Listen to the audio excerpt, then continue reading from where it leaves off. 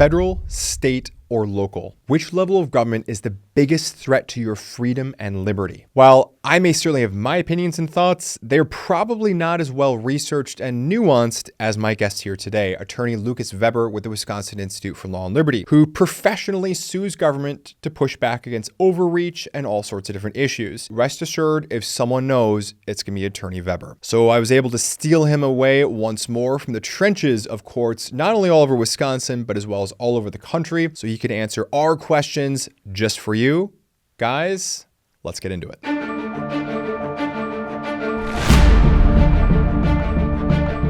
State, local, or federal? Who's the biggest threat? What are you seeing as an attorney who professionally sues the government? So is all of the above an appropriate answer here? I think it's really a question of scale, right? I think the federal government can do a lot more to you, but they move slower. The local governments maybe can do less to you in the big scheme of things, but they move pretty quick. And then state is kind of somewhere stuck in the middle. So it really depends on what the issue is as to who can do the most damage to you in the shortest amount of time. I think overall, the number one greatest threat to liberty would be unaccountable government actors. So people who aren't elected, who have been trusted with power, who are acting beyond the scope of their power, and doing things that the law doesn't allow them to do. I think that's the greatest threat to liberty that we have. We see that at the federal level with federal agencies who are writing laws, regulations that, if they go beyond their lawful authority, those things impact your lives every single day. That is probably the single greatest threat to liberty that we see right now, just because of its sweeping force. But we see similar things at the state level, and then again at the local level too. So the threats to liberty are unending and strong. I'm going to have to look into the camera for this one. Lucas, can you give me any example of a federal agency that's overstepping their rule-making ability? Yeah. So we have we've taken a number of actions out there. Whether it was the ATF for their pistol brace ban, or we're currently also suing the Department of Labor at the federal level for their ESG rules, where they're trying to play politics with your retirement accounts. These are things that, we file actions against them, arguing that those rules go beyond their lawful authority. It's important to know, I think everybody learns in school, that the legislature writes laws, the executive enforces them, and the judiciary interprets them, right? That's kind of the three branches of government in our federal system that we have in our Republican form of government. What people don't often learn is that there's this fourth branch, the bureaucracy, that really writes these laws in the minutia, the details of the laws, and actually applies them to our lives. And those folks are often, they are unelected and are often unaccountable.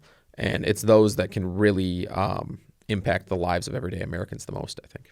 So I think that most of our audience out there, when we start thinking about pistol braces, bump stocks, FRT triggers, we can keep going on and on and on. We have an idea as to what the feds can do. Like, what can your local government, what can your local city, town hall, village hall, whatever, what's the threat coming from them? Because you said it was smaller, but they move more quickly.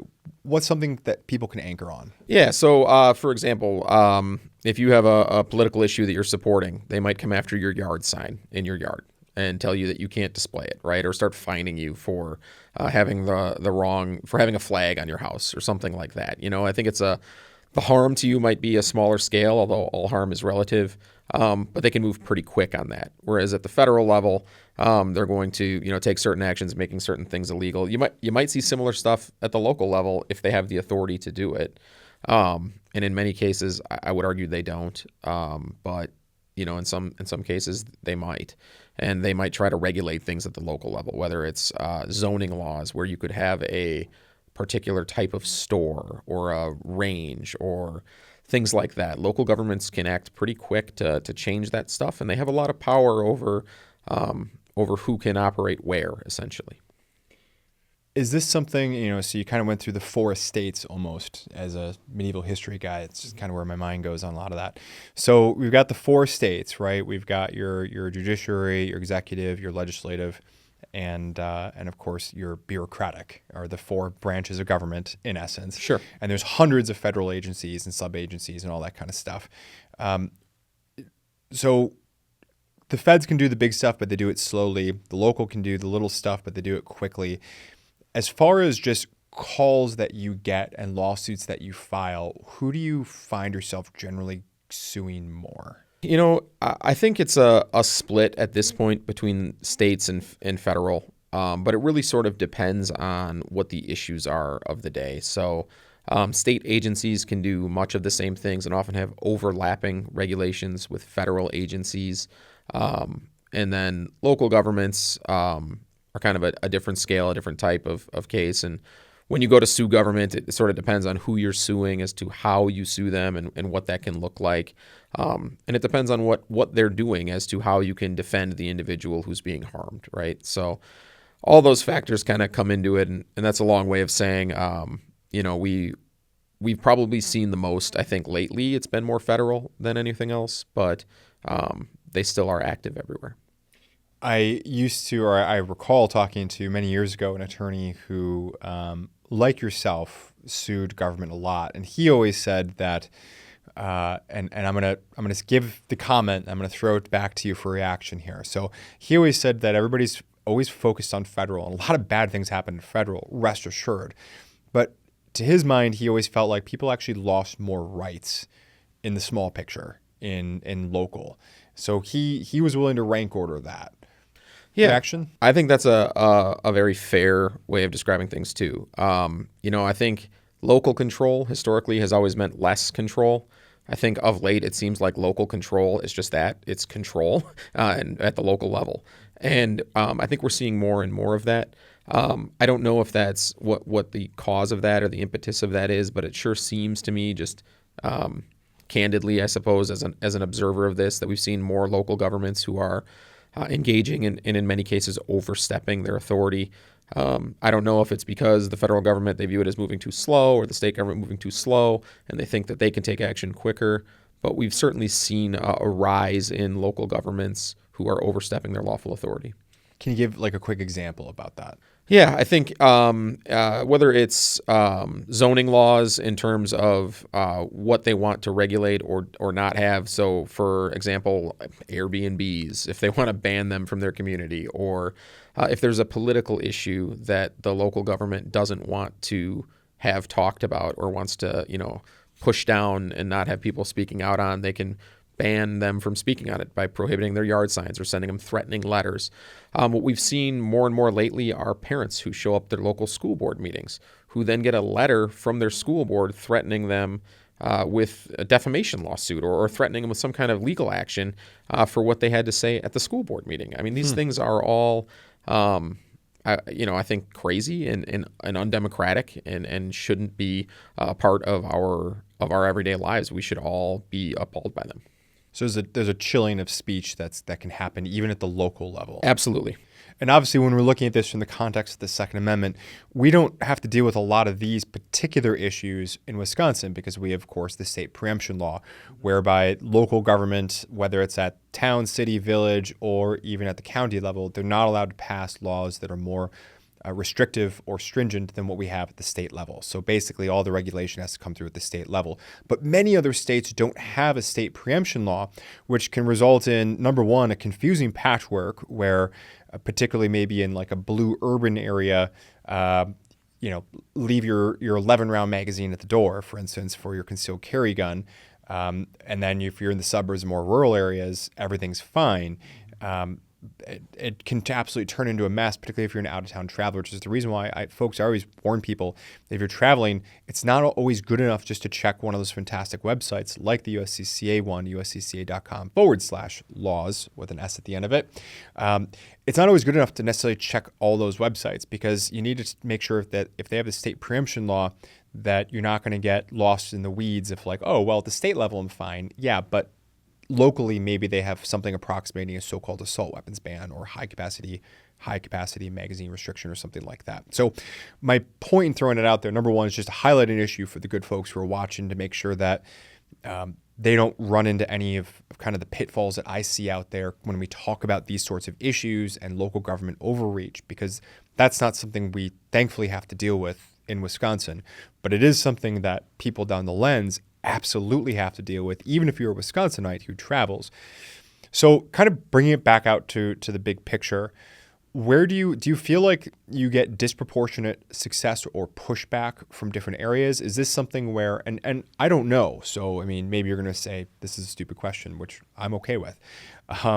But do you feel like, when you step up to the plate to sue a city, town, local government, they roll over or they fight you tooth and nail more or less relative to state or federal, or is everything just on a total case-by-case basis? I would say total case-by-case basis, but I would say as a general matter, I think local government tends to maybe be a little more dug in and typically wants to fight it out in some cases. In my experience, I don't know what drives that, but I think for the most part, it kind of depends on the individual situation. But on the whole, I would say local government are the ones who really are more willing to go all the way on a particular case. I want to ask you the question of what role, if any, does politics play in this, i.e. a new attorney general gets elected, a new governor comes in, how much you see a shift as far as the bureaucratic functions of government, the Department of Natural Resources or the ATF at the federal level. A Democratic appointee comes in, how much can those bureaucracies change versus if a Republican nominee is in and so forth? Guys, please show your support for attorney Lucas Vebber as well as the folks at the Wisconsin Institute for Law and Liberty. Check out a link in the description box below. You can donate, give there. It's a nonprofit, 501c3, right? He says yes. So, of course, you make tax write-offs and all that kind of good stuff there. Also, please go ahead, if you wouldn't mind, please consider leaving them a 5-star review on their Google website. It's something where sometimes, since they do deal with some issues that are particularly motivated and people who are on the losing side of their lawsuits just flame them with 1-star reviews. So I personally look at their online reviews, and it's always upsetting to me to see all those low reviews. So let's see if we can offset that with some positive ones. Please take a moment, just Google them up, Wisconsin Institute for Law and Liberty. Feel free to make a 5-star review. Absolutely free. Takes a moment, even if you don't have a couple bucks to throw them on the donation. I know that at least I personally would appreciate that. And please also take a moment to consider subscribing to this channel. Again, also absolutely free. Make sure you miss no future content. And thank you very much. Lucas, the big question I want to throw at you now is, so elections have consequences. How many times have we been hearing that phrase over the last 10 years or so, right? And so one of those consequences is a new governor or new executive branch. Let's start there. Executive branch. President, governors, are those the people that are appointing and deciding who leads and runs these bureaucratic agencies? Yeah, for the most part, yes. Okay, with exceptions. All right, so new governor or president comes in, they can make a whole new raft of appointees. How often or how quickly do you see those political winds changing at the headwaters of these organizations and maybe at kind of the thought leadership level? How quickly can you see those agencies maybe change what they're doing to respond to their new leadership? In some cases, it's overnight. In some cases, they kind of start the process and it might take time. Depends on what the particular issue is that they're dealing with, right? And how much they have to do to kind of reverse things. But certainly when you see a leadership change, you absolutely see a change in priorities for many agencies, state and federal level. And that always translates into differing regulations. The one thing we know for sure is that no matter who's in charge, there's still going to be regulations. They're going to be pushing it. It's just a matter of what it is that they're trying to regulate and how they're going about it. Do you think that because I'm sure that there's folks across the whole political spectrum that work inside some of these organizations, even if the organization may be, for whatever reason, just stereotypically right or left leaning. Do you feel like within these, there's kind of a fifth column that might be working against administrations sometimes? Most definitely. Yeah, absolutely. I think you see that. I think by and large, the people who work at these agencies are professionals who are doing the jobs they were hired to do. But I think you certainly have individuals who have their own agenda who try to weave that into the day-to-day that they're working on. Gotcha. Interesting. Well, Lucas, thanks for coming in. Thanks for having me. As always, we will see you in the next one, folks. Thanks for sticking around to the end of the video. If you enjoyed this one, please feel free to check out some of our other great content, and we'll see you in the next one.